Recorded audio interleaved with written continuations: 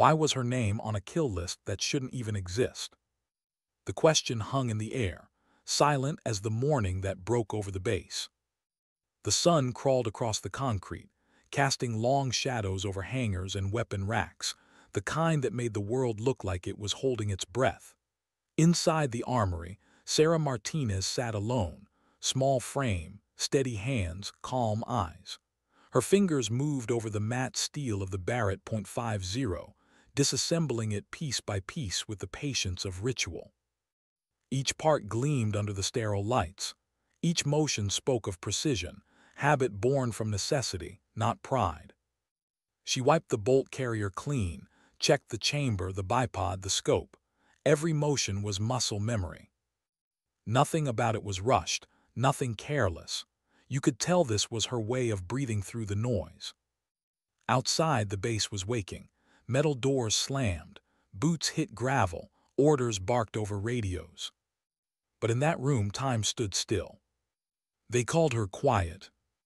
Some said she was cold. But the truth was, Sarah didn't need noise to feel alive. She had seen what noise could do, how fast chaos could erase a heartbeat. So she cleaned, she calibrated, she prepared. And somewhere between the metallic clicks of the rifle's assembly, her mind drifted back to that shot. 3,247 meters. Almost 2 miles. The kind of shot that shouldn't exist outside of myths, or luck, or madness. But Sarah didn't believe in luck. Not anymore. She remembered the wind shifting that day, the mirage dancing on the horizon, the target moving in and out of scope like a ghost. She remembered the sound, the low thump of recoil, the half-second pause before impact, and the silence that followed. That silence had weight, a silence that meant lives saved and something lost. But she didn't let herself think about what that meant. Not now, not here. She was just another soldier, cleaning another rifle on another morning. At least that's what she told herself. Across the base, Commander Jake Thompson stared at a report that shouldn't exist. His office was dim, the blinds half-drawn, the hum of the air conditioner the only sound. He'd been through hundreds of kill confirmations before, each one sterile, factual, stripped of emotion. But this one was different. The name at the bottom of the page felt like it had been carved into his chest. Martinez S. Shot distance, 3,247 meters. Target confirmed. Jake leaned back in his chair, trying to steady the unease creeping into his gut. He had seen impossible things in combat. He had watched men survive explosions that should have ended them. But this wasn't survival, this was resurrection. Because Sarah Martinez was dead. At least she was supposed to be. He'd been there when they declared the helicopter lost. He'd written the report, attended her memorial. He looked her mother in the eyes and told her, "Your daughter died a hero." And now her name sat on a kill report, tied to a shot that no living sniper could have made. Jake's hand trembled slightly as he picked up the phone. He had to be sure. Maybe it was a mistake. Maybe someone had forged the report. But a voice deep in his chest whispered something colder. "No mistake. You know her marksmanship. You trained her. You watched her make the impossible look routine."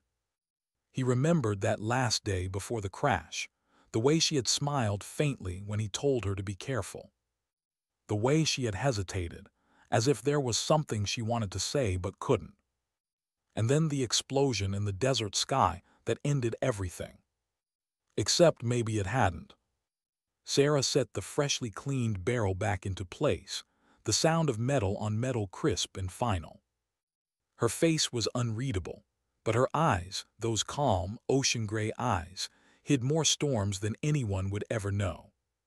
She'd been in this safe house for 3 weeks, blending in with the rotating personnel who never asked questions. No one suspected who she really was. No one ever did. Officially, she was dead. Unofficially, she was something else entirely. A ghost in the machine. An operator without a name. A weapon with a pulse. Her handler's last message had been simple: mission complete, await contact. But contact hadn't come. Instead, the base was changing. Officers whispering, files moving faster than usual, security patterns tightening. It was the kind of tension that preceded discovery. And Sarah knew discovery could mean death, not for her, but for the mission, for the truth she was built to protect. She reassembled the final piece of the Barrett, locked it in its case, and exhaled slowly. The room smelled faintly of gun oil and dust, sterile, lonely, like the life she'd chosen. No one knew what had really happened after the crash. How she'd crawled out of burning wreckage with a shattered shoulder and 3 broken ribs. How she'd stayed alive for 4 days with nothing but a pistol and a stolen radio. How the woman who found her wasn't a medic, but a ghost herself. Agent Lisa Park. The woman who'd offered her a choice. Go home, Lisa had said back then, kneeling beside her in the dust. Be a soldier again, or disappear. Become the one thing they can't control. Sarah had chosen to disappear. Not out of loyalty, not out of fear, but because sometimes serving meant becoming invisible. And for 2 years she had lived that choice. Now, as she glanced at the case resting on the table, she wondered if invisibility came with an expiration date. Jake's mind was unraveling. He couldn't shake the image of her, standing at the range, shoulders square, fingers steady, expression calm. He remembered her first mission, the nerves hidden behind focus, the fear behind precision. She'd been a farm girl from Nebraska who shot to survive her doubts. And in time, she became something more than anyone expected. He grabbed his jacket, the file still clutched in his hand, and left his office. The corridors were empty, except for a few guards giving him curious looks. At 800 hours, no one expected a senior commander to be packing like a man chasing ghosts. He stopped outside the intelligence wing, took a breath, and knocked on a locked door marked Restricted Access Level 5. When the door opened, Colonel Marcus Reed was waiting. Thompson, Reed said flatly, you look like hell. Jake held up the report. You already know why I'm here. Reed's eyes flicked to the folder. His expression didn't change, but his tone did. Building 47, tomorrow, 800 hours alone. Reed. Don't argue, Commander. You're not cleared for this conversation. Yet. The door closed, and Jake knew he was about to cross into a world that didn't forgive curiosity. That night Sarah couldn't sleep. Her instincts told her what was coming. They always did. It was the same quiet pressure in her chest she felt before every mission, like the air itself was holding a secret she hadn't been told yet. Outside, wind howled through the fences. Inside, the silence pressed harder. She opened the small metal case beside her bed and took out a folded piece of paper. The edges were worn, the ink smudged. It was the only personal thing she had left, a letter she'd written to her mother but never sent. It started with "I'm sorry." It ended with "I had to become something else to save them." She folded it again, placed it back in the box, and locked it shut. When the message came through on her secure device at 4:20 hours, she didn't flinch. Meet 600, standard protocol. That was all. No name, no signature. But Sarah knew who it was. Lisa. The cafe looked ordinary. It always did. A small place at the edge of town, faded sign, smell of burnt coffee, a jukebox that hadn't worked in years. Lisa sat at the corner table, pretending to read a newspaper, her sunglasses reflecting the morning light. When Sarah walked in, their eyes met only once, just enough to confirm identity. You shouldn't have made that shot, Lisa said quietly without preamble. Her tone wasn't angry, it was tired. Sarah sat down opposite her. It was necessary. Necessary doesn't mean invisible. 3,247 meters. You might as well have signed it with your name. I saved lives. And compromised your cover, Lisa replied, leaning closer. You think no one noticed? Command is already digging. Jake Thompson is asking questions. Sarah's breath caught, barely perceptible. But Lisa saw it. She always did. He's alive, Lisa said softly, and he's looking for you. Sarah stared past her handler, watching a couple arguing quietly by the counter, their world so simple it hurt. What does he know? Just your name on a report for now, but he won't stop there. You trained under him. He knows your patterns, your instincts. Sarah looked down at her coffee, untouched. He won't believe what I've become. No, Lisa agreed, but he might be the only one who still believes you can come back. The words lingered, sharp and heavy. Sarah wanted to ignore them, to retreat behind the walls she'd built these past 2 years. But part of her, buried deep under mission reports and kill confirmations, ached at the thought. Come back. To what? A name, a grave, a life that no longer fit. Lisa folded her newspaper, her voice quiet but firm. There's more, commands moving. If they find you before I do, they'll classify you as rogue. We can't protect you then. Sarah met her eyes. So what are my options? Lisa hesitated. 3. Extraction and a new life, relocation to another theater, or reintegration. Reintegration. Lisa nodded. They're considering restoring your file, bringing you back under your original identity, but it would mean answering questions, facing people you left behind. Jake's name hung in the air without being spoken. Sarah leaned back, exhaling slowly. For the first time in years, uncertainty crept in. She had operated on clear orders and cleaner kills, but this was messy, human, dangerous. And yet some part of her wanted it. Wanted the noise, the chaos, the life of it. As the morning sun rose higher, both Sarah and Jake found themselves awake, miles apart, yet bound by the same ghost. Jake stared at the photo on his desk, the one from their first deployment, Sarah smiling faintly, sand in her hair, rifle slung over her shoulder. He thought that memory was all he had left. Now it was a breadcrumb leading to something much bigger. Sarah sat in the safe house window, watching the light spill across the floor. Her reflection in the glass looked like a stranger's. She'd spent 2 years saving lives no one would ever know about. Now, one man's questions threatened to bring it all crashing down.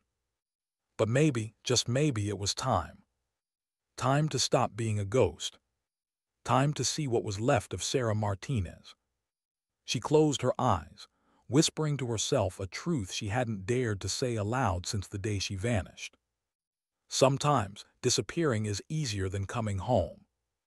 And somewhere across the desert, a commander who once believed she was dead was preparing to meet her again. Why did Building 47 feel like a graveyard for the living? Jake Thompson's boots echoed on the polished floor as he walked past a line of locked doors, each one unmarked, each holding something the world wasn't meant to know. The corridors smelled faintly of ozone and secrecy, like electricity and fear had been bottled in the air. A guard scanned his credentials 3 times before finally allowing him through. His clearance had been temporarily elevated. That much he knew. What he didn't know was why a 2-year-old ghost had suddenly become the center of the military's attention. Colonel Marcus Reed waited at the far end of a long, sterile room. Gray suit, no insignia, the kind of man who spoke softly because he never needed to raise his voice to be heard. "Sit down, Commander," Reed said, motioning to a chair. His tone wasn't a suggestion. Jake sat, the report still in his hand, the one with Sarah's name, the one that had shattered 2 years of certainty. Reed studied him for a moment, then turned a monitor toward him. Satellite imagery, heat maps, dots scattered across the Middle East like quiet confessions. "Each red marker," Reed said, is an elimination credited to one of our operatives. 47 successful missions, 12 dismantled terror cells, approximately 3,000 civilian lives saved. Jake frowned. One operative did all this. Reed nodded once. She did. Jake's throat tightened. Sarah Martinez. Officially, Reed said, Sergeant Martinez died in a helicopter crash 2 years ago. But what actually happened is more complicated. Jake leaned forward. Complicated how? Reed folded his hands, his voice measured. The crash was real, but she survived. Barely. When our recovery teams arrived, she was gone, taken in by someone outside regular channels, an intelligence officer named Lisa Park. Park offered her a choice. Return home and retire quietly or become part of a project that doesn't officially exist. Jake's pulse quickened. Project. Reed's eyes held his. A covert initiative designed to create autonomous field operatives, soldiers without national identity, without record, without oversight, free to act where bureaucracy hesitates. We called them ghost assets. Jake shook his head slowly. You turned her into an assassin. We turned her into a weapon, Reed corrected softly. One that saved lives when no one else could. Jake's voice hardened. At what cost? Reed let the silence answer for him. On the monitor, Sarah's kill record scrolled past, distances, coordinates, timestamps. There were no medals, no commendations, just numbers. Jake exhaled through his teeth. She was a person, not a number. Commander, Reed said quietly, you of all people should know that people like her never truly come home. We simply give them new missions so they don't have to remember the old ones. Jake's jaw clenched. Why tell me this now? Reed leaned back. Because we're losing her. Jake blinked. What do you mean? She's been operating solo for too long. The isolation changes them. She's still effective, more than ever, but she's detached. The 3,247-meter shot broke protocol. It was a signature. She knew it would draw attention. Reed tapped the folder between them. She's tired, Commander, and we need someone she trusts to bring her back. Jake stared at the folder for a long time. The edges were worn, the corners folded like it had passed through too many hands. He knew what they were asking. Bring her back into the system, make her useful again. But what they didn't understand was that Sarah Martinez wasn't just another soldier to him. She was the one who never missed. The one who saved lives, including his, and disappeared into the dark without a goodbye. He swallowed hard. Where is she? Reed hesitated. You'll have coordinates before nightfall, but understand this. If you go after her, you're crossing into a world you can't unsee. Jake met his gaze. Maybe I've been living in that world longer than I realized. 300 meters away, Sarah Martinez sat alone in a safe house that technically didn't exist. The walls were plain concrete, no pictures, no color, just the low hum of fluorescent lights. She lived in places like this for so long that the absence of comfort had become comforting. Her secure comm device buzzed once, a coded alert. She opened it. Commander THOMPSONCLEARED. Her pulse didn't change, but her breath did. Jake. Of course it would be him. It had always been him. She rose from her chair, the muscles in her back stiff from too many days of stillness. In the reflection of a small mirror, she caught her own eyes. Calm, controlled, empty. She looked like someone who had spent too long trying not to be seen. The knock at the door came soft but deliberate.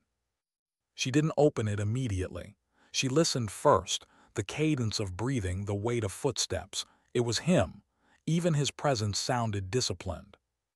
When she finally opened the door, neither spoke. For a heartbeat, it was as if two ghosts stood staring at the proof that neither had truly died. Jake looked older. There were new lines at the corners of his eyes, the kind carved by command and regret. Sarah looked unchanged, and yet everything about her was different. Her posture, her stillness, her eyes that seemed to measure every second as a possible threat. "Hello, Commander," she said softly. Jake's mouth twitched with something between disbelief and relief. "Hello, Martinez." "I attended your funeral," he said after a moment. "I know," she replied quietly. "I read the reports."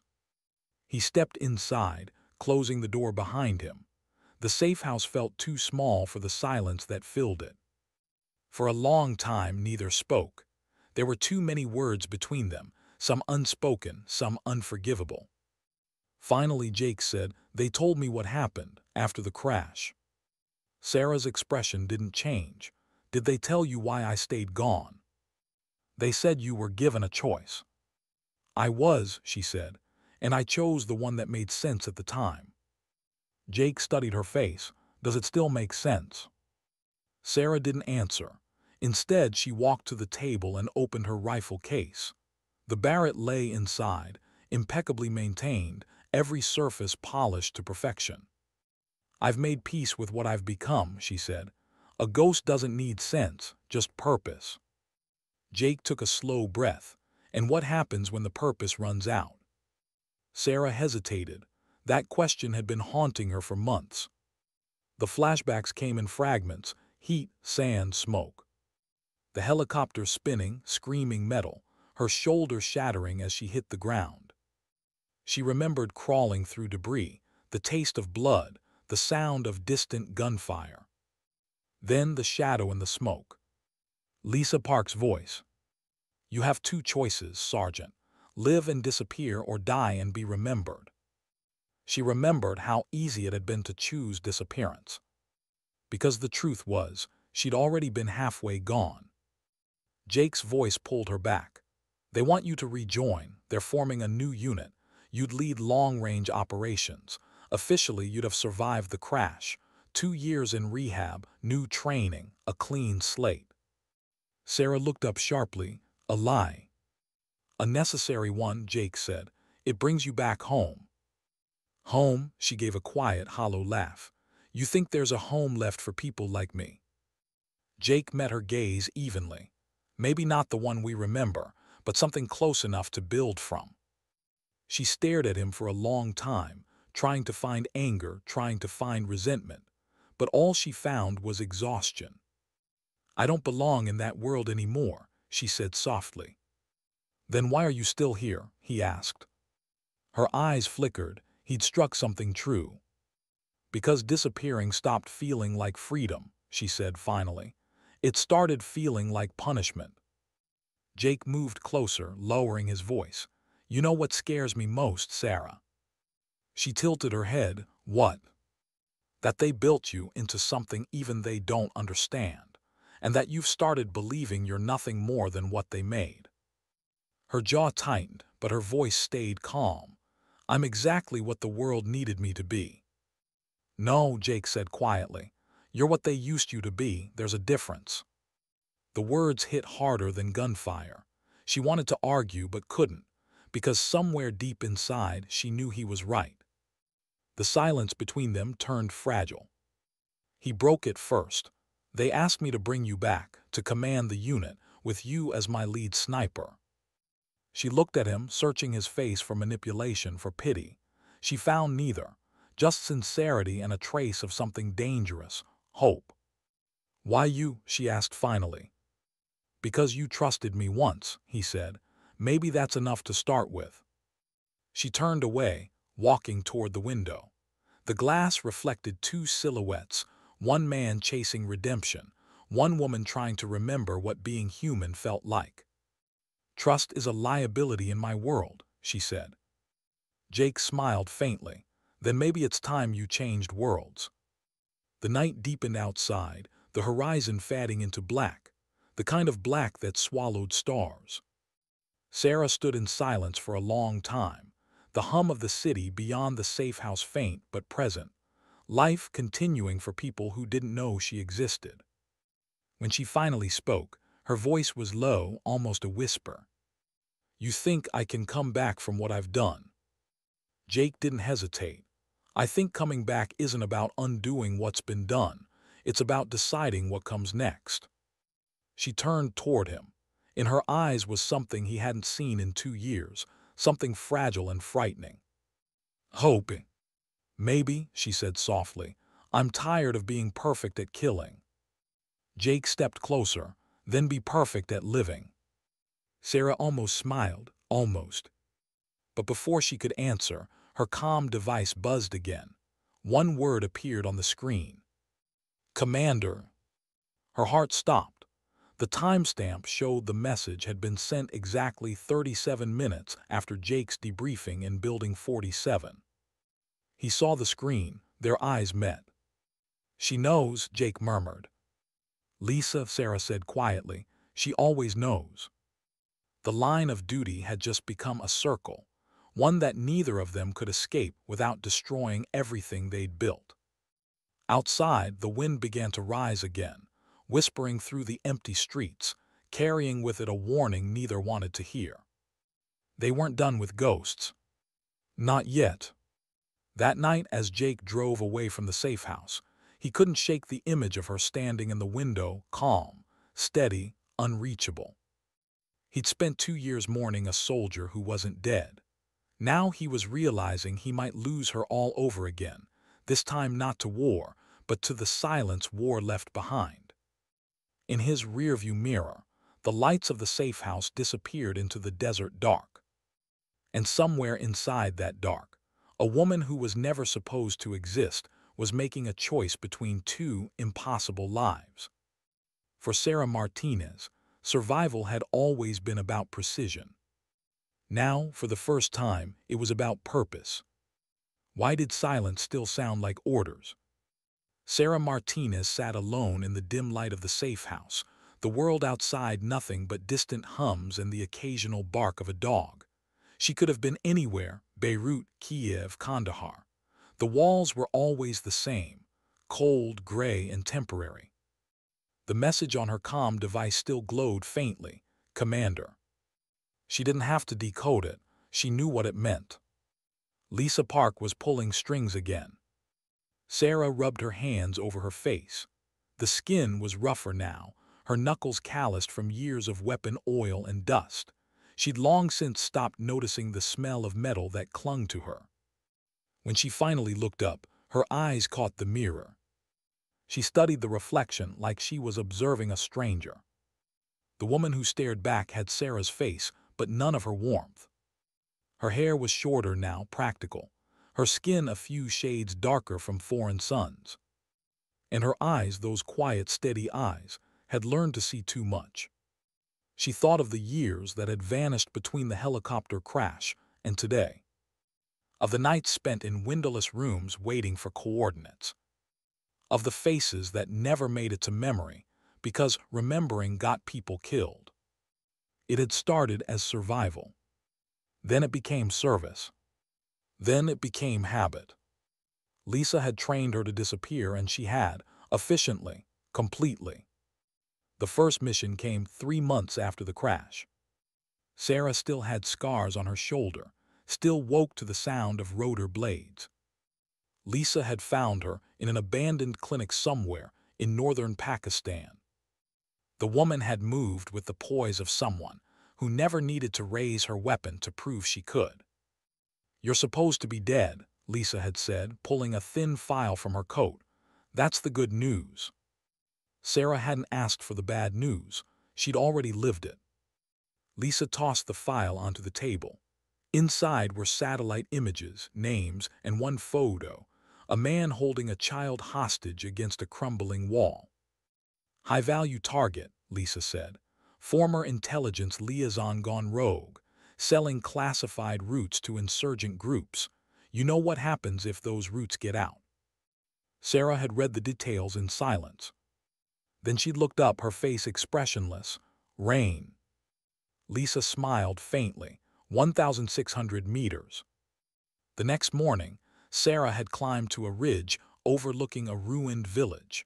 The wind tore through the valley like it wanted to erase everything. She studied the distance, the terrain, the angle of sunlight. Her shoulder ached, the scar tissue burned. She exhaled and took the shot. The target dropped, the child ran free.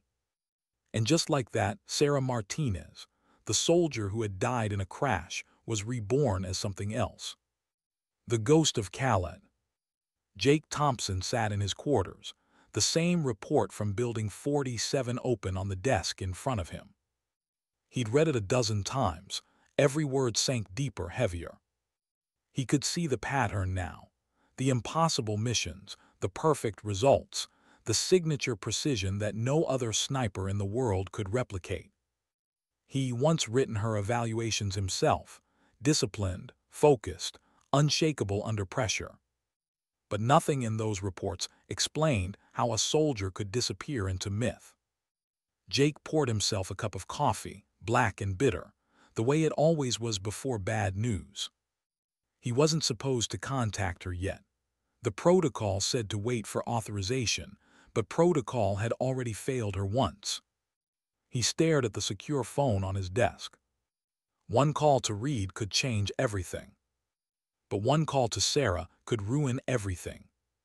He thought about the way she'd looked at him earlier that day, calm, cautious, but beneath that calm was something else.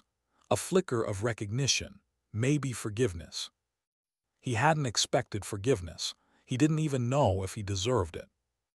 What haunted him most wasn't that she had survived. It was that she had survived alone.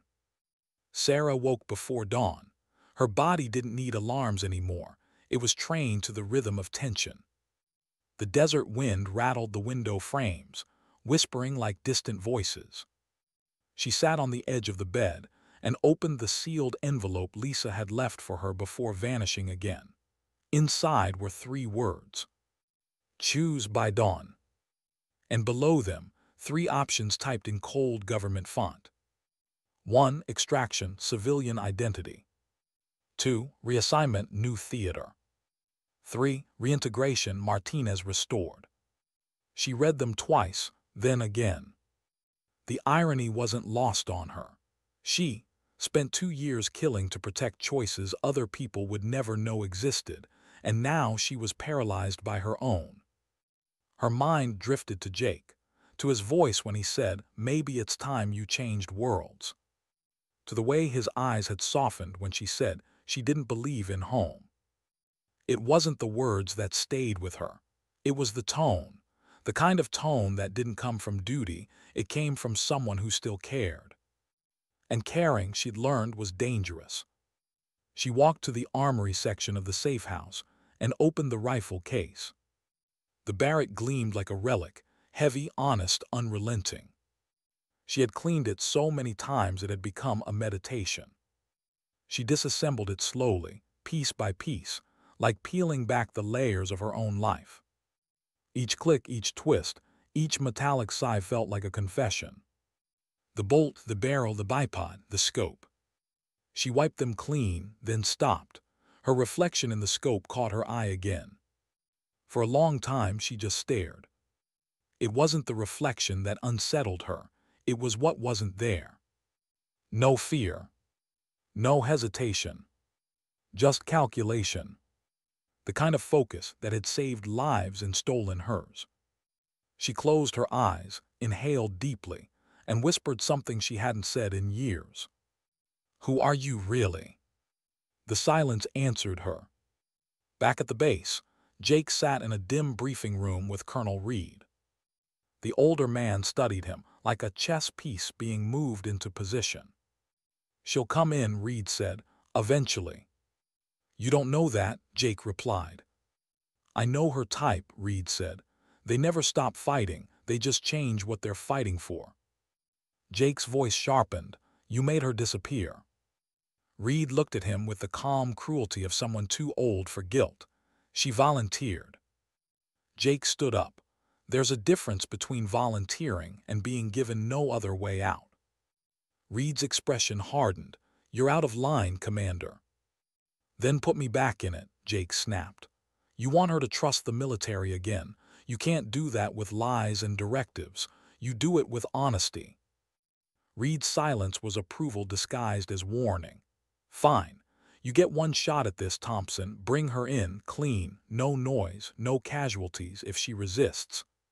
"She won't," Jake cut in. "She's still a soldier." Reed nodded once. Let's hope she still believes that. Sarah watched the horizon turn from gray to orange through the cracked blinds. Another dawn, another decision. She took the envelope in her hands, folded it neatly, and set it beside the rifle. Then she did something she hadn't done in 2 years. She packed. Not for a mission, not for escape.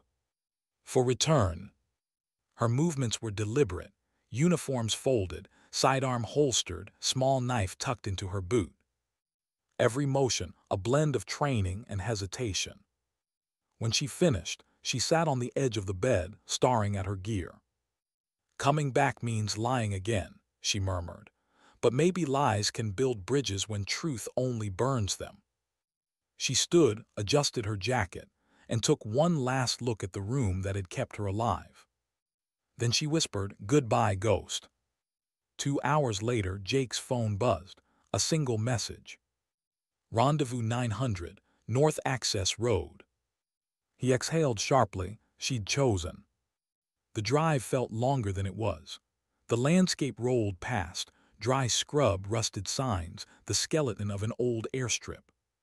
When he arrived, she was already there, standing beside a black SUV. The wind caught her hair as she turned to face him. For a moment, he saw the soldier she used to be, the one who cracked dry jokes at the range, who drank her coffee black because she hated sweetness, who never hesitated when it mattered. "Changed your mind," he said, stepping out. "Maybe I just remembered who taught me to aim straight," she said. Jake smiled faintly, glad some of my lessons stuck. She looked past him at the horizon. "So what now, Commander?" "Now," he said, "we make it official. You come back, we build something new." She nodded slowly. "And when they start asking questions about how a dead woman walks again?" Jake's voice softened. "We tell them she never stopped serving." That afternoon, in Building 47, the paperwork began. Medical rehabilitation, classified injuries, advanced recovery program. The lies were elegant, written in the language of bureaucracy. But behind every line was the truth only two people would ever fully know. That sometimes, resurrection isn't about being found. It's about deciding to stop hiding. That night Sarah sat in a temporary barrack, the familiar sounds of a base all around her. Engines, laughter, orders shouted in the distance. For 2 years, she had listened to nothing but her own breathing. Now the noise felt like life. She took out a notebook from her duffel, one she hadn't written in since before the crash. On the first page she wrote, "Mission logs are easy, living logs are harder." She paused, then added, "If this is redemption, it sounds a lot like home." She closed the book, leaned back, and listened to the hum of humanity outside her window. For the first time in years, she didn't feel like a weapon waiting for orders. She felt like someone trying to remember what peace sounded like. Across the base, Jake stood on the runway, staring at the night sky. He'd seen soldiers break, rebuild, and repeat, but never like her. He knew the hardest battles weren't fought in deserts or cities. They were fought in silence, behind the calm of people like Sarah. He whispered to himself, half prayer, half promise. She came back, now it's my turn to keep her here. But in the darkness of Building 47, far from the sound of laughter or life, a message was already being typed. Lisa Park's fingers moved fast, her face unreadable.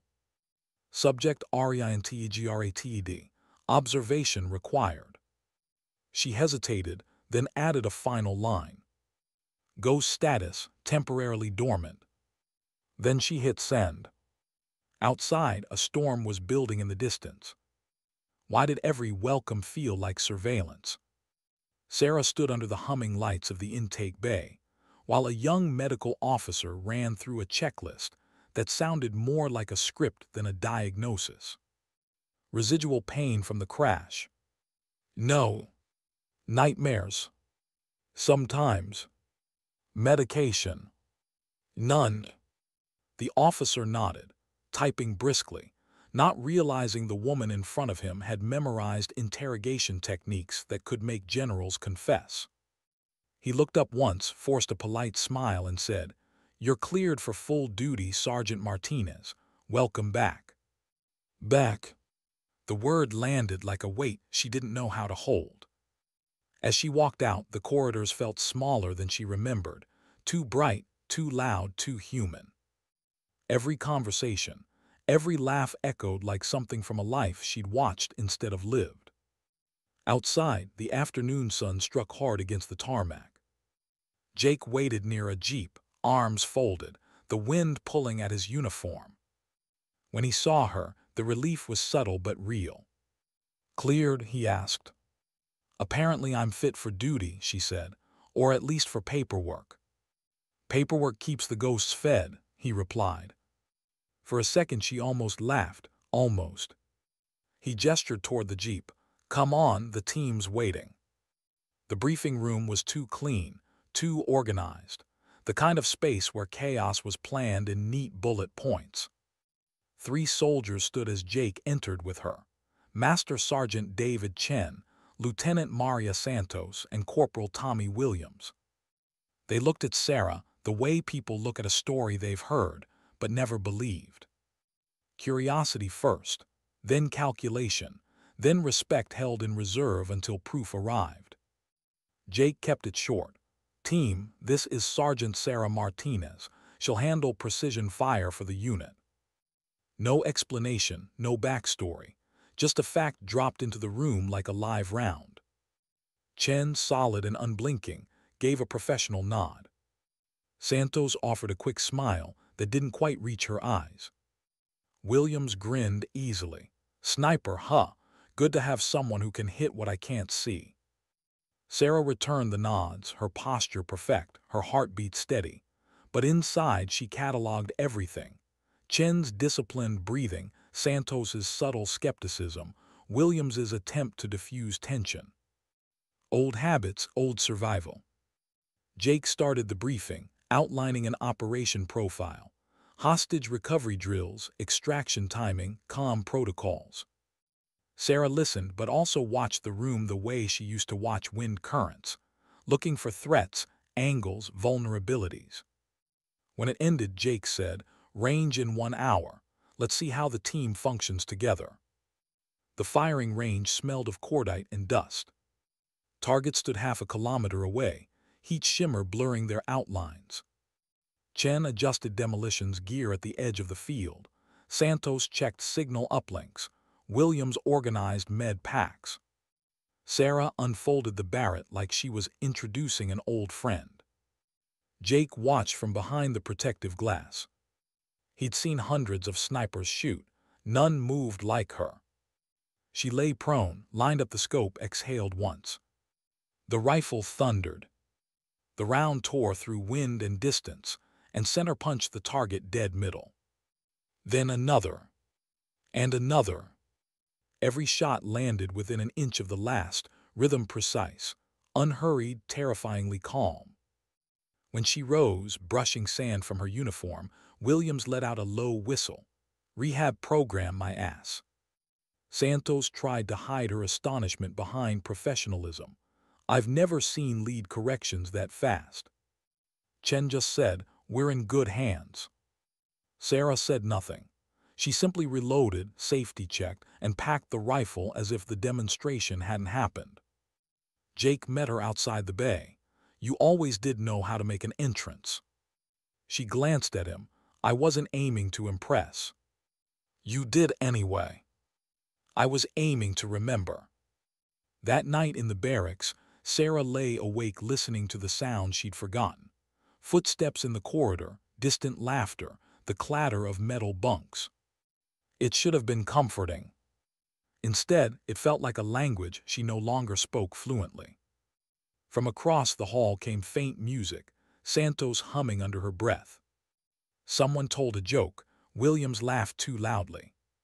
Chen's voice joined, calm and steady. Sarah closed her eyes. For 2 years, she'd slept in silence so complete she could hear her pulse echo. Now she was surrounded by life, and it made her heart ache in ways combat never had. She turned over, whispering to herself, "You wanted noise, remember?" But memories answered instead. Faces she'd eliminated, missions completed without witnesses, the constant whisper of orders that never carried names. She traded her soul for precision. Now precision felt heavy. Morning brought drills. Jake ran them through coordination exercises, the kind that built muscle memory faster than trust. At first, the rhythm was mechanical, commands followed, movements executed, emotions contained. Then came the live fire simulation. Santos fed intel updates through her headset. Chen handled entry breaching. Williams simulated casualty triage. Sarah covered from a distant ridge, her voice low over comms. Target 1 clear, window 3 left. Target 2 standby now. Each report landed a split second before the confirming tone of Jake's radio. Flawless precise. When the simulation ended, the score sheet glowed green across every metric.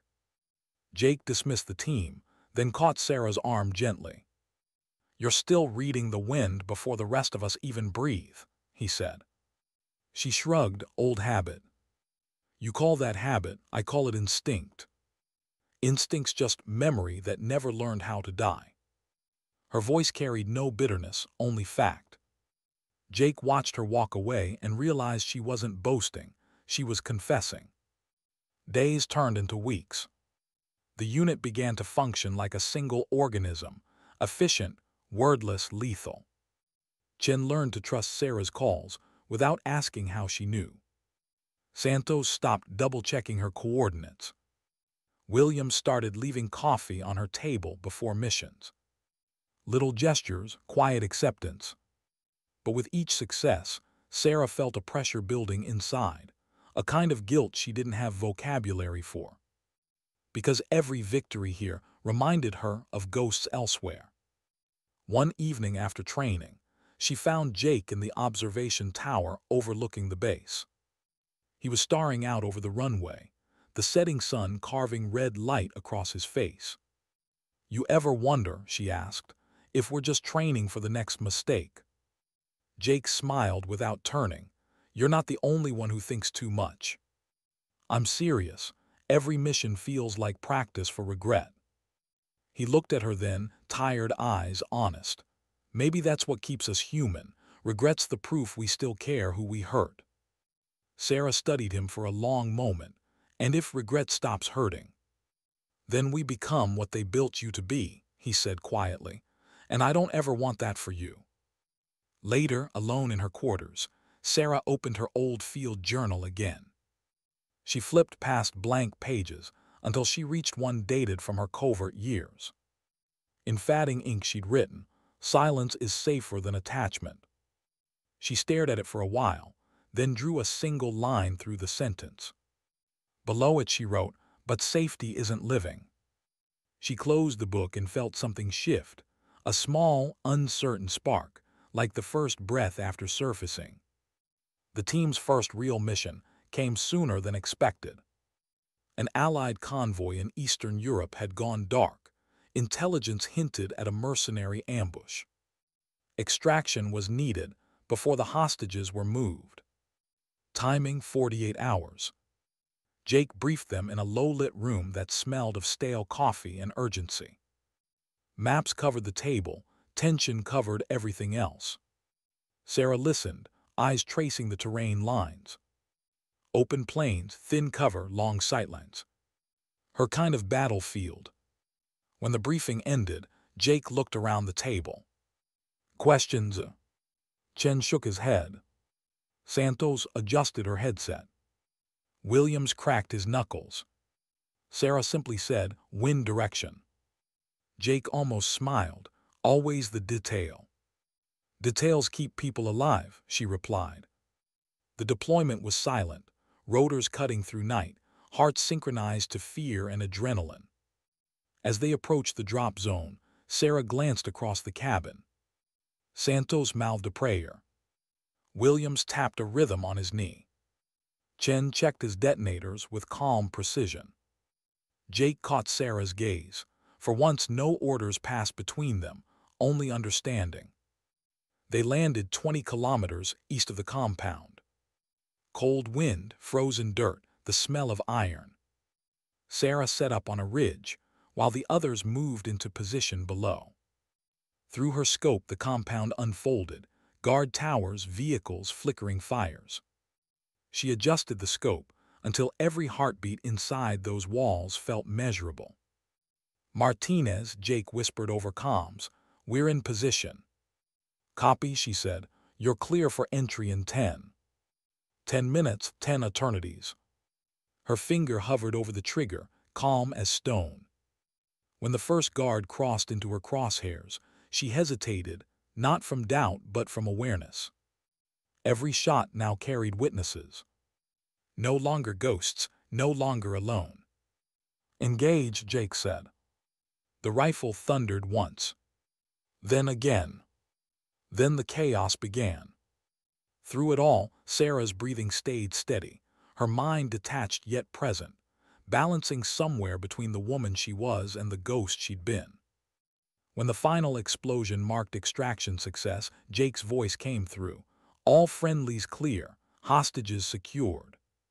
Sarah exhaled, lowered the rifle, and realized her hands were shaking. Not from fear, from feeling. Back at base, after debriefing, the team filed out one by one until only Sarah and Jake remained. He studied her quietly. "You hesitated," he said, not accusing, just noticing. "Fraction of a second," she admitted. "Why?" She looked at her hands. "Because this time, I wasn't the only one who'd bleed if I was wrong." Jake nodded slowly. "That's what being part of a team feels like." "Feels inconvenient," she muttered. "Yeah," he said, "that's how you know it's real." She almost smiled again. That night, Sarah sat on the armory floor, cleaning the Barrett under dim light. The rhythm was familiar, but her thoughts weren't. For years, this ritual had emptied her mind. Tonight it filled it, with laughter, with faces, with possibilities. Jake found her there hours later. "You don't have to do that every night," he said softly. "I know." "Then why?" "Because when I clean it, I remember what it costs to pull the trigger." He knelt beside her, picking up a cloth. "Then let's remember together." They worked in silence, two soldiers trying to scrub ghosts off metal. When they finished, Jake looked at her and said, "You're not the same as before." "Neither are you," she replied. "Maybe that's the point." For the first time in years, Sarah didn't feel like a myth. She felt like a person, standing at the edge of something fragile and alive. Outside, dawn began to break, soft and uncertain, just like her. Why did the wind sound like her conscience? The plane hummed softly as it cut through the midnight sky, cabin lights dimmed to a muted red. Sarah sat alone near the tail, eyes closed, helmet resting beside her knee. The rest of the team slept in scattered silence, each chasing a different dream, or maybe running from the same one. Their next mission wasn't supposed to feel different. And yet it did. Extraction of a missing informant, low profile, short duration. Standard field work on paper. But the coordinates, those bothered her. She'd seen them before. A burned-out industrial district on the outskirts of Varos. A city once full of people, now full of whispers. Her hand tightened around the small notebook she kept tucked inside her vest. She'd written a name there months ago. Not a target, an echo. A name she'd been ordered to erase once. She opened her eyes. The hum of the engines merged with memory. Lisa Park's voice echoed in her head. "You'll come to understand that mercy is just another form of betrayal." It had been 2 years ago, somewhere in the Balkans. Lisa had found her kneeling beside a wounded man, a courier caught in crossfire. The mission protocol was clear, no witnesses. But he'd been young, barely 20. He'd begged in a language she didn't speak, but the meaning was the same in all of them. She lowered the rifle. Lisa had raised hers. The report had been clinical, target neutralized. Asset correction, Martinez briefed on noncompliance. Now, those same coordinates were on her new map. Varros. The same building. Different mission.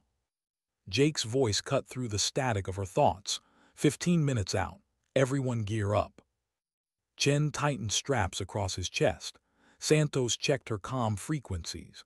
Williams muttered something under his breath that made Sarah almost smile. Jake looked at her. You good? Fine. You look like someone who's remembering. I always remember before we land. Good, he said, means you still care. The engines shifted pitch. Outside, a sliver of moonlight carved the outline of a city scarred by its own past. Sarah's chest tightened. The ghosts were waiting. They landed just outside the perimeter. No lights, no noise. The air smelled like rust and cold dust. Their footsteps crunched softly over broken glass. Santos's voice came low through comms. Thermal shows 2 heat signatures inside the primary structure, one stationary, one moving east corridor. Jake motioned silently. Chen flank left, Williams cover entry, Santos overwatch. Sarah set up on the adjacent rooftop, prone position, rifle angled through the shattered skeleton of a window. Through her scope, she watched shadows move across a forgotten world. A faded mural on the wall still read, "We rebuild tomorrow." She almost laughed. The irony was sharper than her bullets. "Commander," Santos whispered, "we have visual moving in." "Copy," Jake replied. Martinez eyes east. "I want you ready if this goes sideways." Sarah adjusted her position. "Copy. One outlier moving second floor, pattern irregular, could be a scout." Her finger rested on the trigger, the crosshair following a figure that drifted between doorways. Then she froze. The gait, the posture, it was wrong for a scout. Too deliberate, too calm. She whispered into comms, "Hold, that's not." Before she could finish, a flash lit the building's entrance. Explosion. Concrete screamed. "Contact," Williams shouted. The structure convulsed as debris rained down. Sarah's breath caught. Her world narrowed to sound and motion. She spotted 3 hostiles pouring through the west side. Rapid formation. Advanced gear, not the militia rabble intel promised. "Multiple tangos west wall," she called. "Copy," Jake answered. She fired once clean. The first hostile dropped. Again. Another fell. Her scope darted between shadows. The air crackled with gunfire and grit. Through the haze, she saw Jake dragging Williams behind cover. Santos was pinned near a doorway, Chen laying suppressive bursts. Then movement on the roof opposite her, another sniper. She inhaled, exhaled, fired. The recoil thudded into her shoulder. The distant figure folded backward into darkness. But in the half-second before the shot, she'd seen the face through her scope. And the face was familiar. When the dust finally settled, the team regrouped behind the north wall. Williams was bleeding from his shoulder, but alive. Chen's breathing was steady. Santos's hand shook slightly as she reloaded. Jake's jaw was tight, eyes scanning the skyline. This was no random trap. They knew we were coming. Sarah kept silent, because she knew something he didn't. The sniper she killed wasn't an enemy at all. He'd been one of Lisa's assets. She'd seen the insignia. Faded black triangle on the vest, Ghost Division. Lisa's private network. Her shadow army. And now one of them was dead by Sarah's hand. Back on the extraction chopper, the wind screamed through the open ramp. Jake crouched beside Williams, pressing gauze into the wound. Sarah sat opposite, rifle between her knees, hand still steady but heart unraveling. The world around her blurred into noise. Jake looked up. "You okay?" She nodded. He saw through it. "You're not okay." "I'll file my report." "I'm not asking for protocol." "Then don't ask at all," she said quietly. The rest of the flight passed in silence. The debriefing the next morning was brutal. Colonel Reed's voice carried the restrained fury of bureaucracy and pain. "Intel leak, compromised entry, casualty reports pending. We want answers." Jake stood at attention. "We followed mission parameters. Contact was unavoidable." Reed's gaze shifted to Sarah. "And your assessment, Sergeant?" Sarah's throat tightened. She wanted to tell the truth, that the other sniper was Lisa's operative, that the mission had been a setup, but one word from her would unravel everything. "I confirm Commander Thompson's report," she said evenly. "Engagement was defensive, target profiles unclear." Reed studied her a moment too long. Then he simply said, "Dismissed." Outside the briefing room, Jake caught up to her. "You held back something in there." She kept walking. "So did you." "Don't play this game, Martinez." "I'm not, I'm surviving it."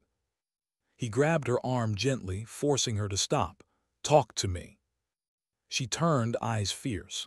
"You want the truth. The sniper I took down wasn't a mercenary, he was one of Park." Jake blinked. "That's impossible, Park's off-grid." "She's never off-grid, she's the grid." He looked away, anger and dread colliding in his voice. "She's testing you." "She's testing us," Sarah corrected. "She wants to see if ghosts can still bleed." For a moment, neither spoke. Then Jake said, "If she's pulling strings again, we'll cut them." Sarah shook her head slowly. "You can't cut something that's already inside you." That night, Sarah sat on the roof of the barracks, staring out across the base. Below, soldiers moved like ants, small lives following big orders. Above, the stars looked like bullet holes in the sky. Jake found her there again. He always did. He sat beside her without speaking. The night was still, except for the hum of generators and the slow rhythm of shared exhaustion. After a while, Sarah said, "Do you ever feel like we keep fighting the same war, just with different uniforms?" Jake took a long breath. "I used to think wars end when someone surrenders. Now I think they end when you finally forgive yourself for surviving." She turned to look at him. Her eyes glimmered faintly in the starlight. "And have you forgiven yourself?" "Not yet," he said, "but I'm closer when I'm with you." Silence. The kind that wasn't empty, but heavy with things unsaid.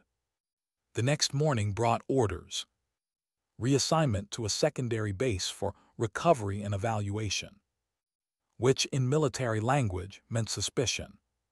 Sarah folded the document without reading the rest. She knew the tone. It reeked of Lisa Park. Jake read his copy and exhaled. "She's watching us, waiting for you to slip." "Then I won't," Sarah said flatly. "Sarah, she wants me to doubt myself. I won't give her that." Her calm was iron, but beneath it she felt the tremor, the pull between loyalty and rebellion, between who she had been and who she might still become. The transport left at dawn. As the convoy rolled out, Sarah caught her reflection in the side mirror. Same eyes, different silence. She whispered under her breath, "If she wants a ghost, she'll get one, but this time it won't belong to her." Later that day, miles away in a secure office, Lisa Park watched live footage feed across multiple screens. Her expression was unreadable. A younger analyst approached. "Ma'am, shall we continue surveillance?" Lisa's gaze lingered on the image of Sarah climbing into the vehicle. Then she said softly, "Yes, but keep distance. She's starting to remember what freedom feels like." The analyst frowned. "And that's bad." Lisa smiled faintly. "It's unpredictable." Back in the convoy, Jake looked over at Sarah. "You're thinking again." "Always." "What about?" "About how freedom sounds like wind, but feels like guilt. He smiled slightly.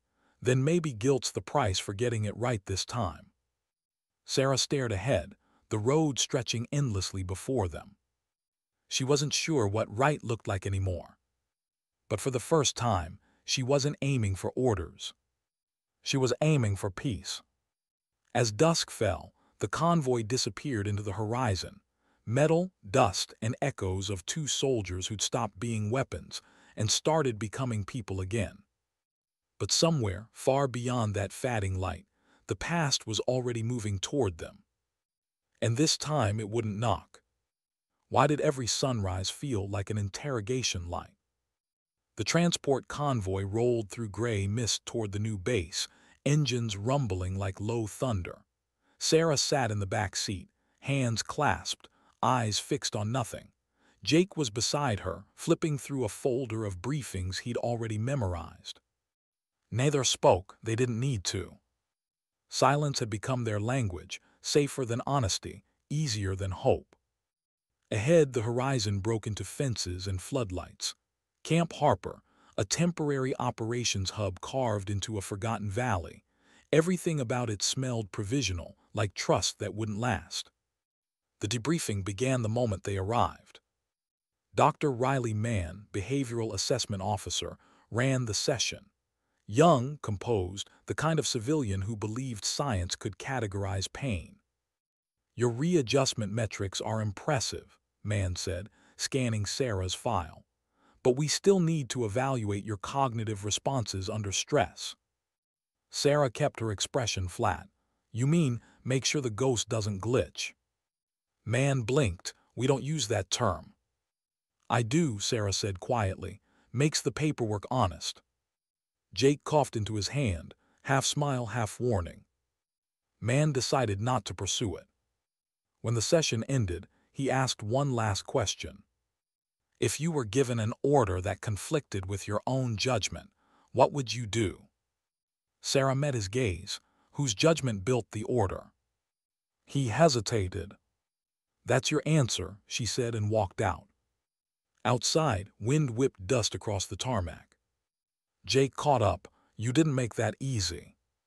"I wasn't hired to be easy." "You weren't hired at all, technically." "Exactly."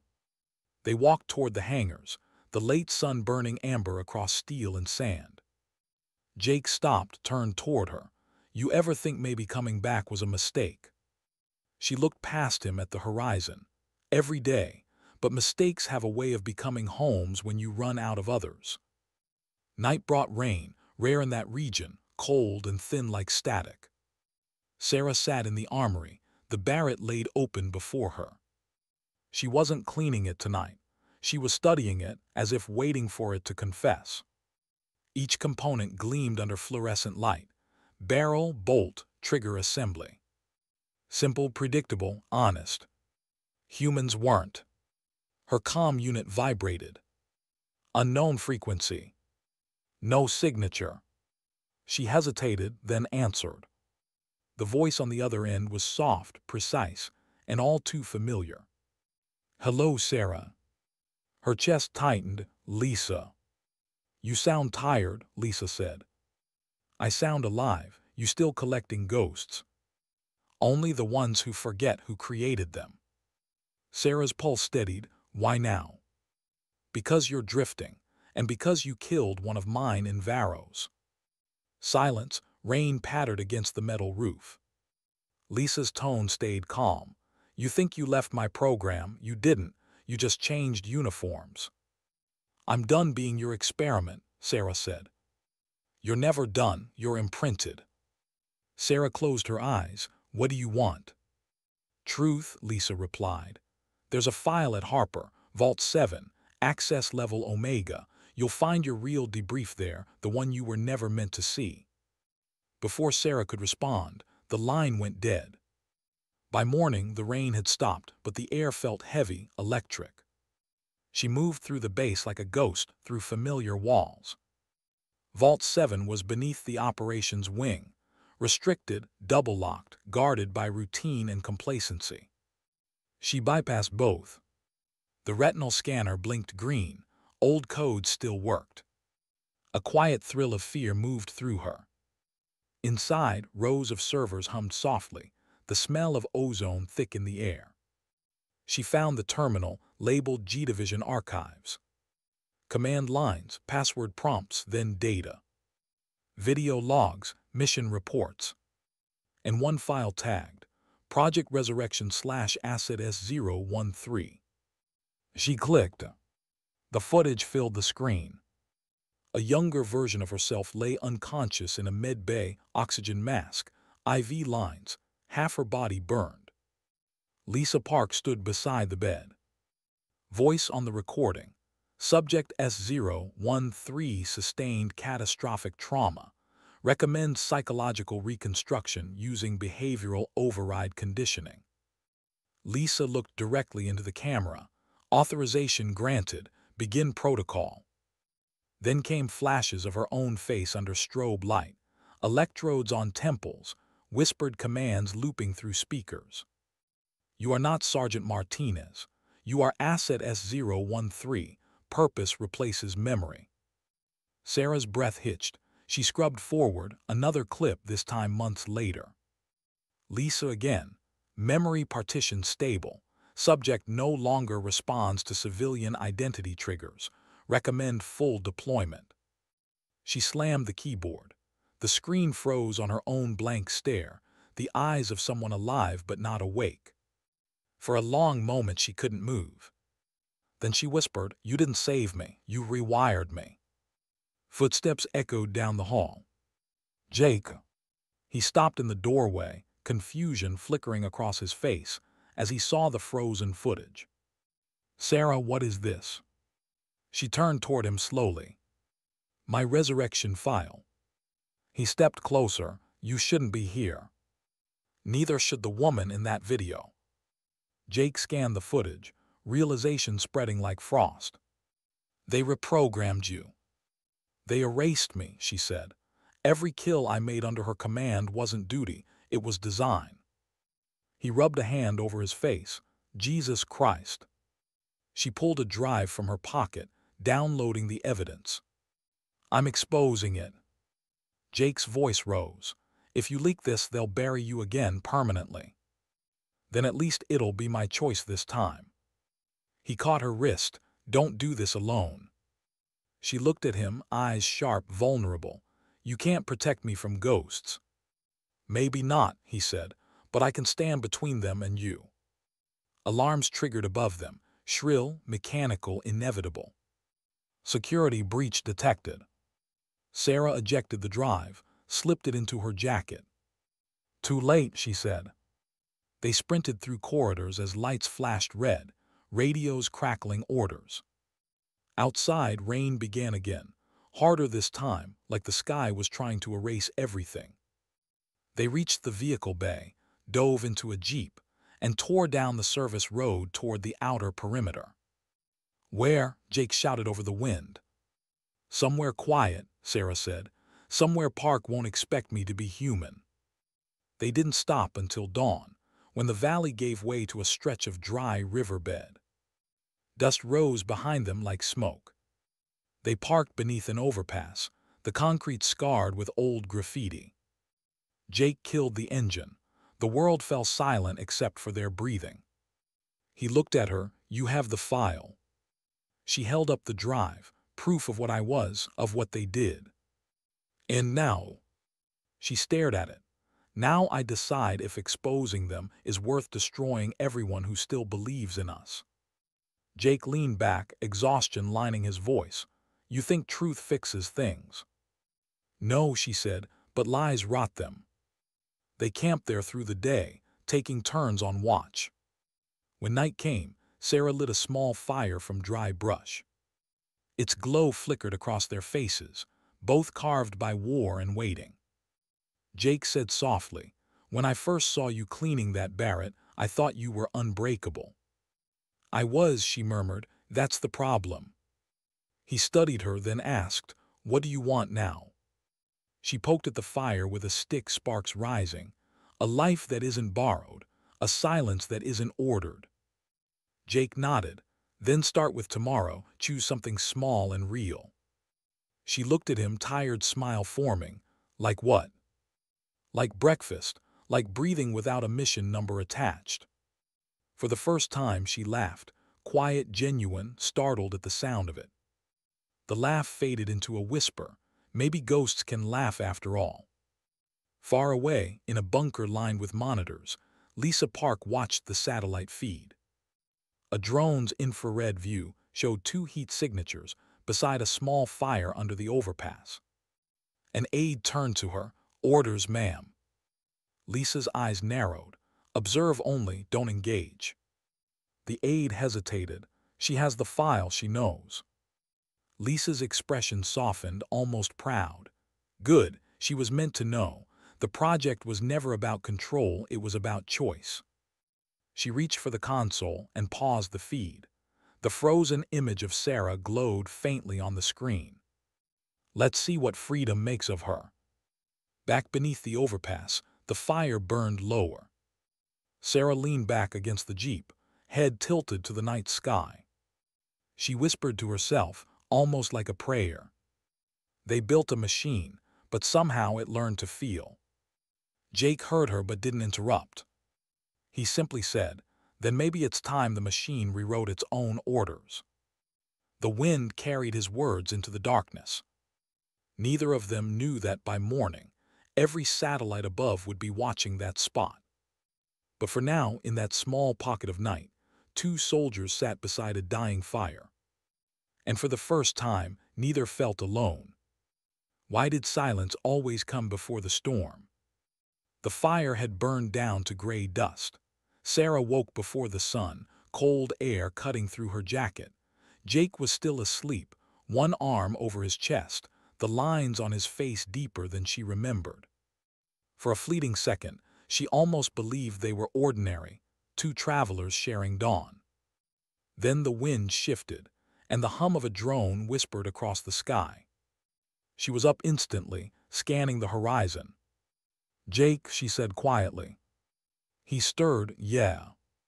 We're being watched.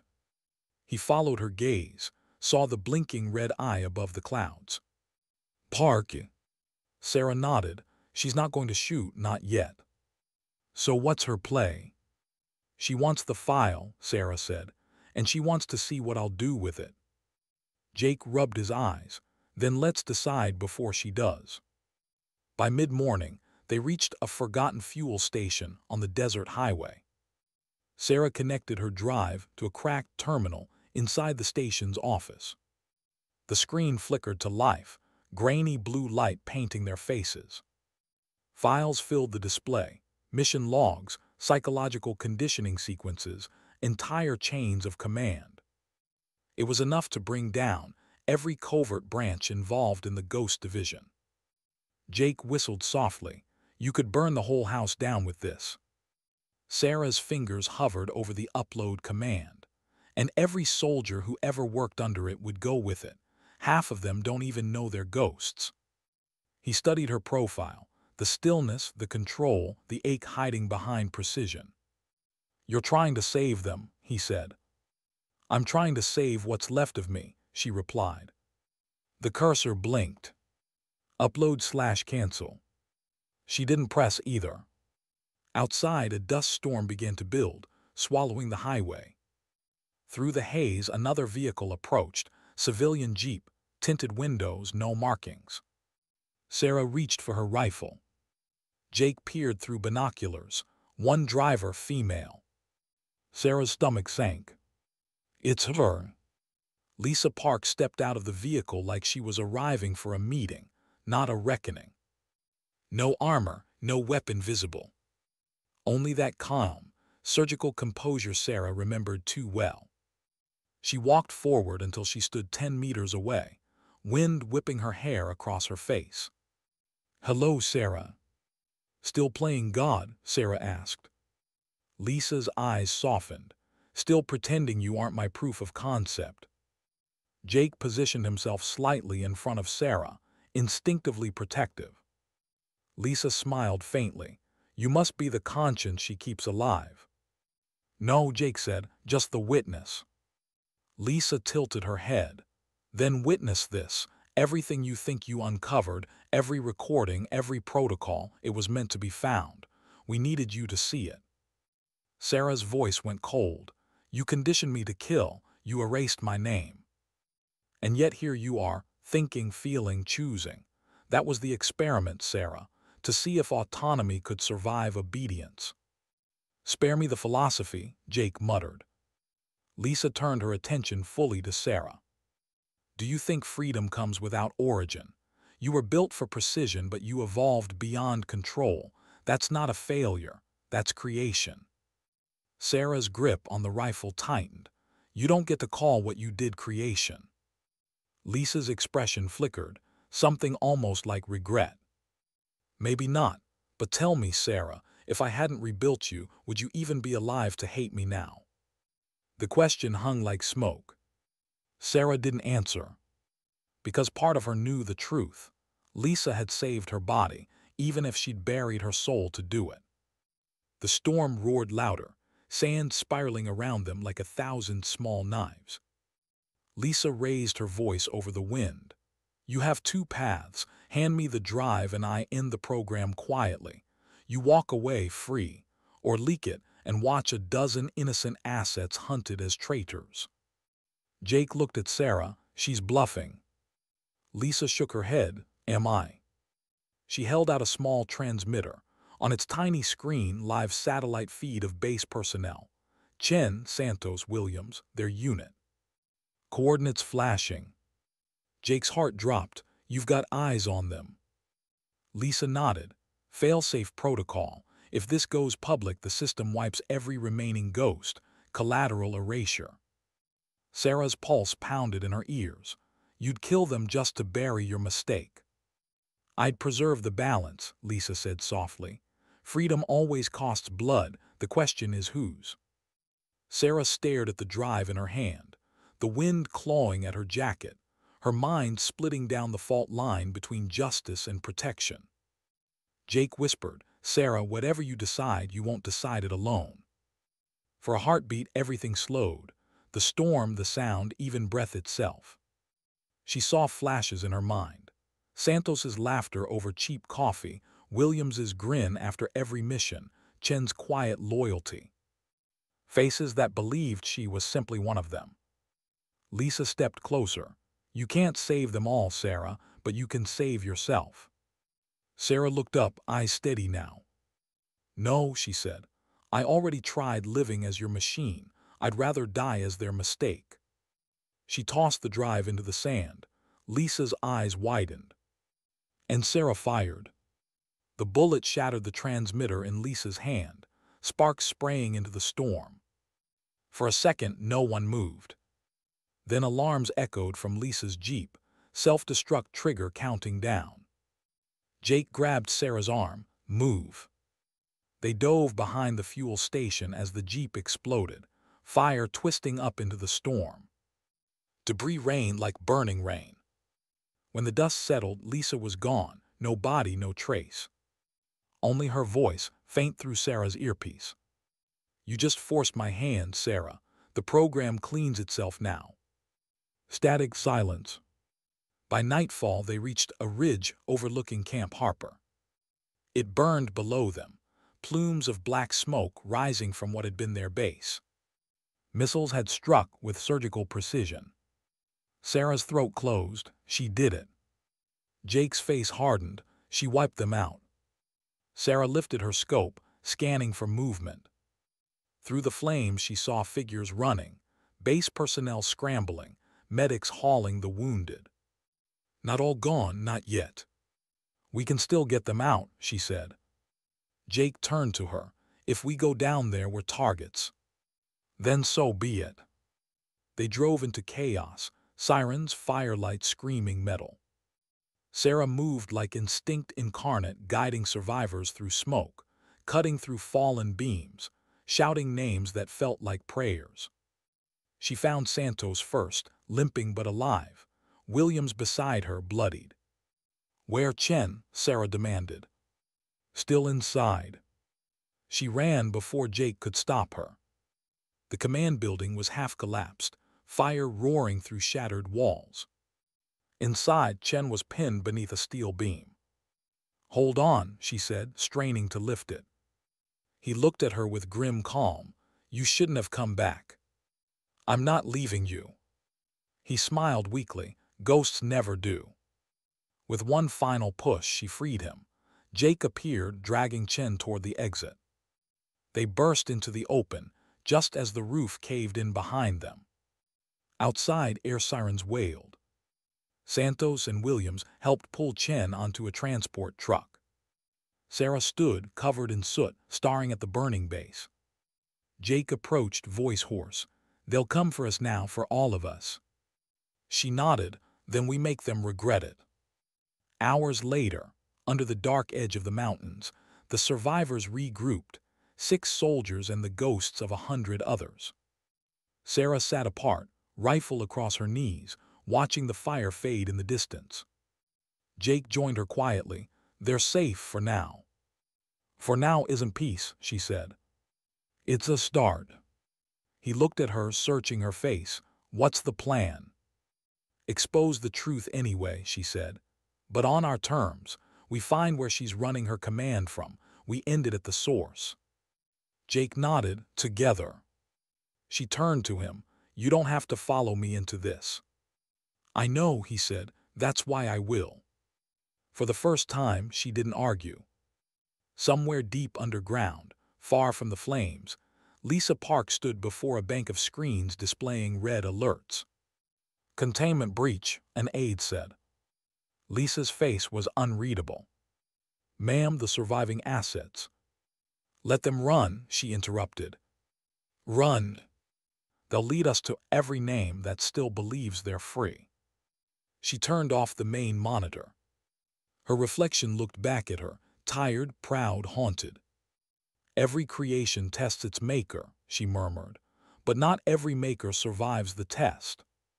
Back in the desert, dawn began again. Sarah stood atop the ridge, the Barrett slung across her shoulder. Jake approached, holding 2 cups of instant coffee. "Breakfast," he said simply. She accepted it, the warmth bleeding through her gloves. They watched the horizon quietly. When she finally spoke, her voice was low, reflective. "She wanted me to choose between truth and loyalty. Maybe there's no difference anymore." Jake nodded. "Maybe truth is loyalty to who you are now." Sarah looked at him, the faintest hint of peace in her eyes.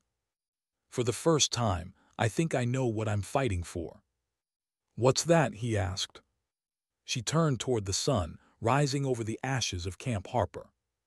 "For the right to stop fighting." The wind carried away the smoke, and with it, the last illusion of obedience. Somewhere behind them, the Ghost Division still pulsed in secret. Somewhere ahead, freedom waited like a sniper's breath, quiet, steady, inevitable. Sarah adjusted the strap of her rifle, eyes narrowing against the light.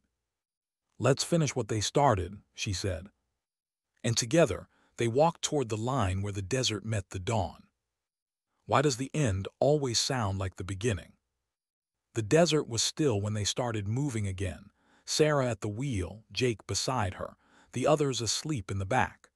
The road stretched endlessly toward the horizon, painted gold by a sun that looked too gentle for the things it had witnessed. On the seat between them lay the battered Barrett, its steel dull with sand and smoke. Beside it, a tablet showed the data Sarah had salvaged from the drive, coordinates, call signs, and one encrypted line of text that had appeared overnight. Omega Facility, Moth.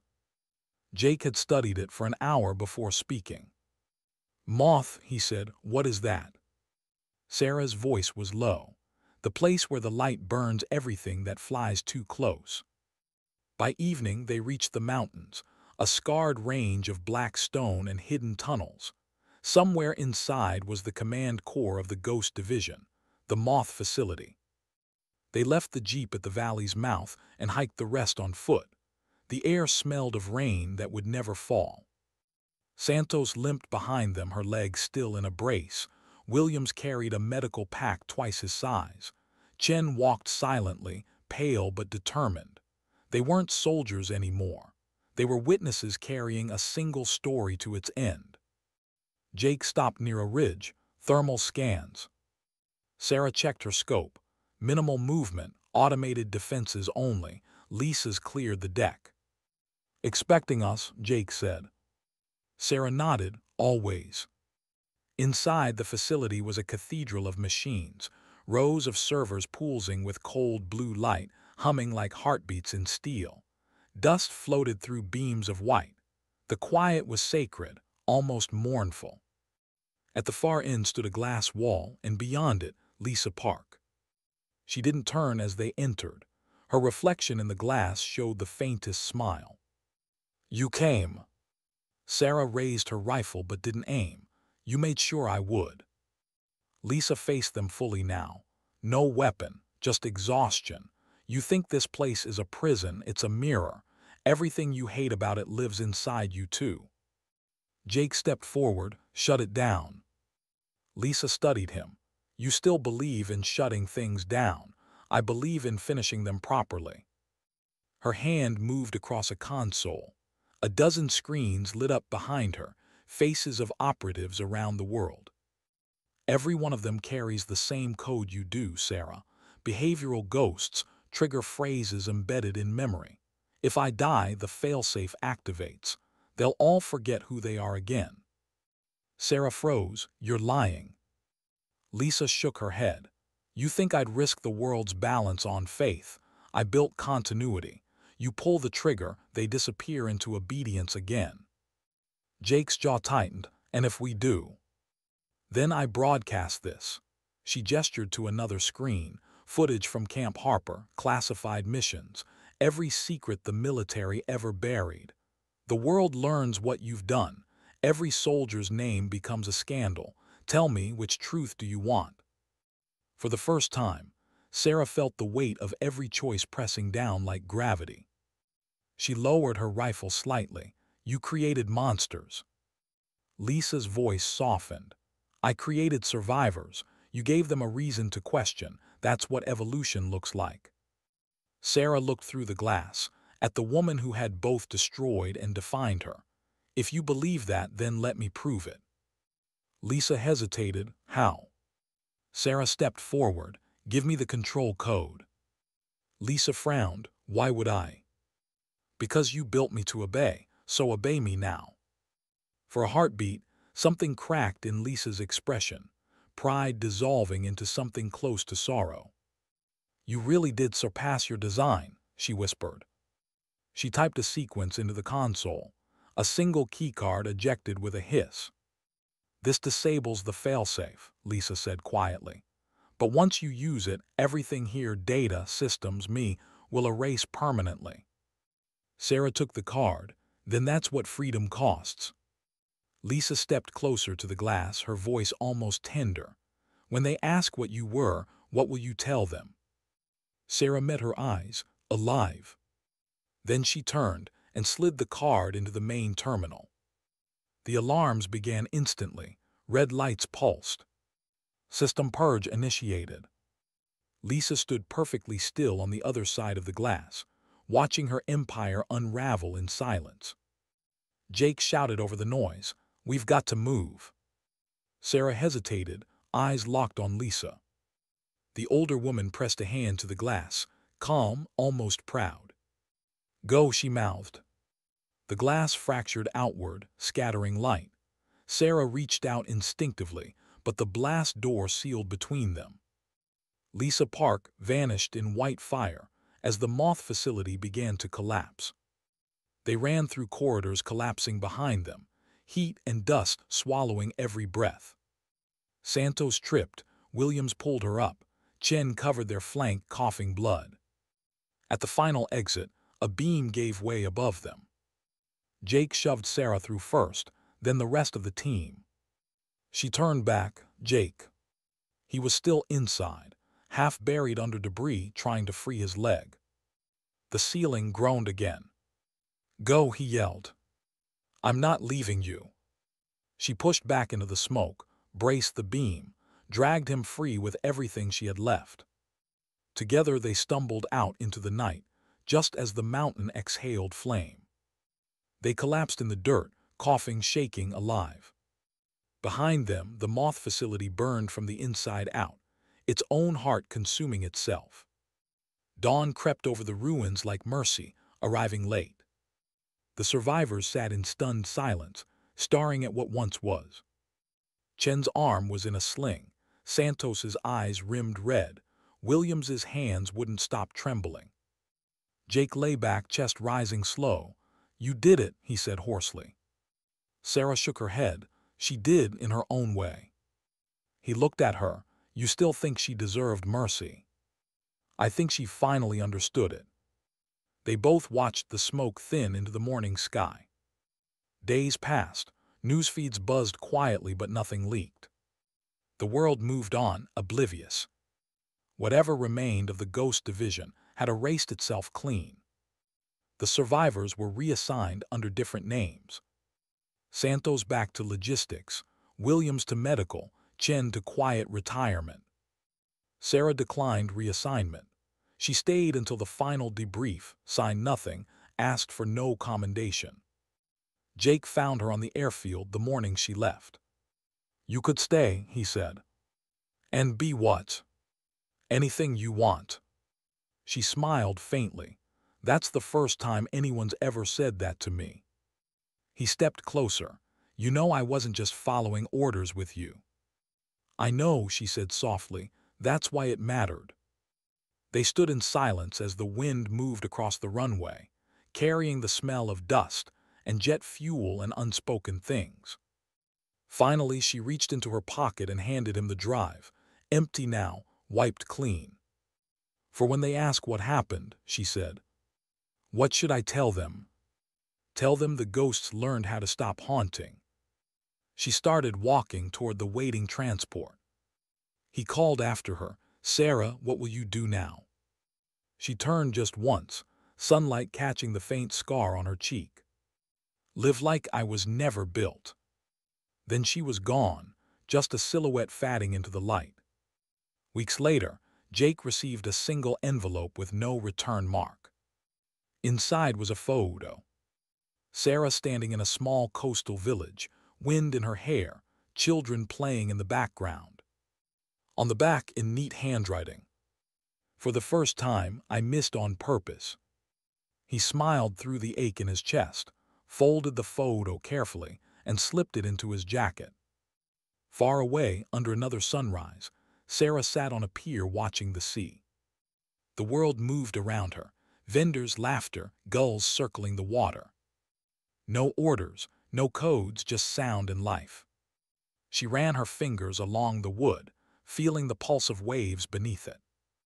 In the distance, a fisherman's radio played something soft and old. She whispered to herself, "Sometimes dignity doesn't speak, it simply acts." The wind carried her words away, light, unseen, free. And for the first time in years, Sarah Martinez closed her eyes without listening for ghosts.